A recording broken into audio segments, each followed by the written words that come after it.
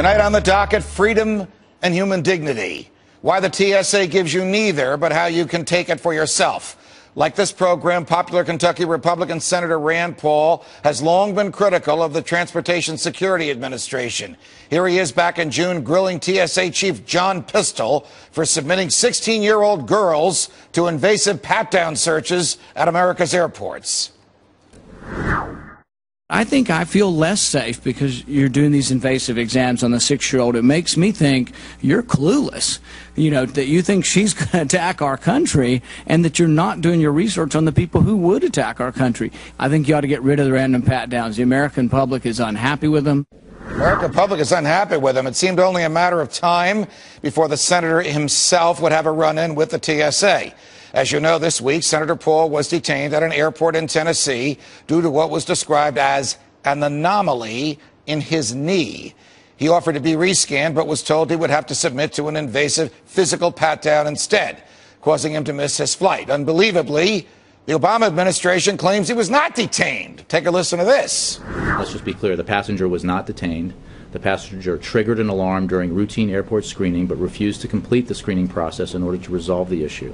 In order to resolve the issue. Freedom Watch had Senator Paul on later that same day. Here is what he had to say in response. They say I wasn't detained, but they told me I couldn't leave the cubicle. And when I tried to leave, I was ushered back into the cubicle. So I kind of felt like I was being detained. Like I was being detained. Of course he was detained. He was prevented from leaving. He was prevented from boarding his flight. That is the very definition of being detained.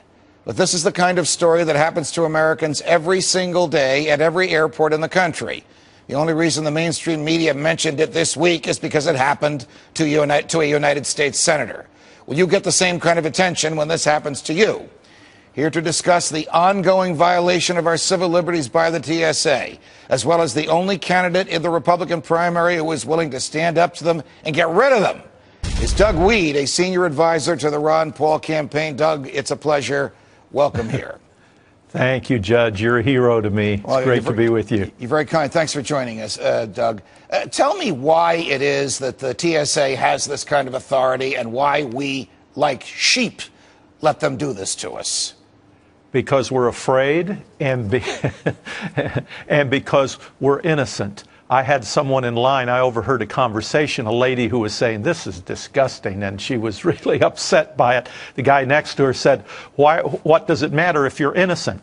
This is a very naive concept. Jesus was innocent. Gandhi was innocent. That doesn't mean anything. The Cardinal Richelieu, hundreds of years ago, has a very famous quote. Cardinal Richelieu says, "Give me 5 lines written by any man, and I can have him hung as a criminal."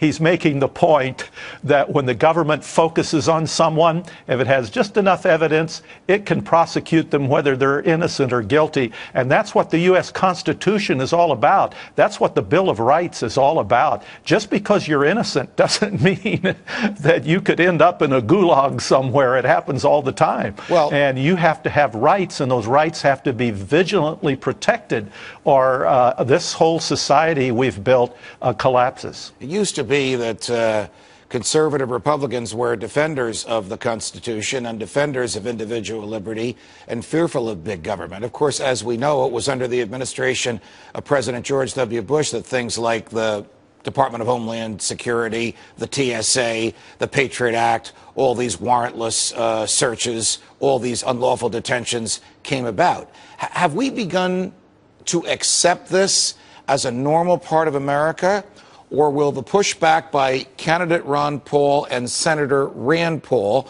and the type of discussions that we are now having and the many people watching us and no doubt agreeing with us, is that likely to have an effect on this?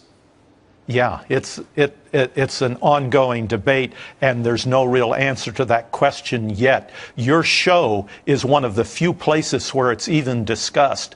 We're seeing our Constitution disappear without even a discussion, except on Freedom Watch. And it's not a Democrat or a Republican thing or a left or a right thing. You'll remember a number of years ago that Ted Kennedy's name was on a terrorist list. He's a Democrat. So Rand Paul, it's heartbreaking when you if a United States senator is treated like this, it's very discouraging for the rest of us. We voted for him. He's our representative. We chose him. We didn't vote for the TSA. Right. And to see him helpless in their hands is very discouraging. Switching gears, Doug, and I want to talk to you in your capacity as a senior advisor to Congressman Ron Paul.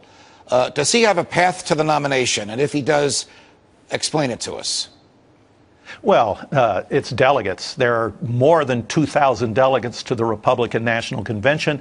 Less than 50 of them have been chosen. And until that is mathematically certain, yes, he has a path.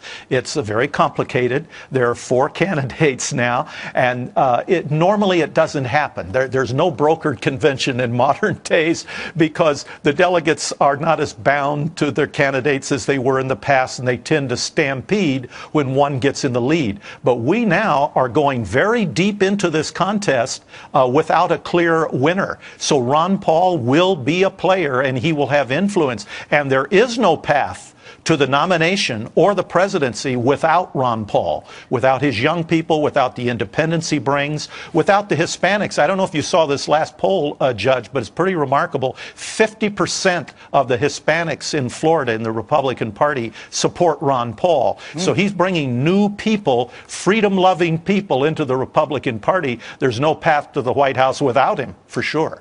Doug Weed, it's a pleasure. Thank you very much for joining us. Thanks, Jim.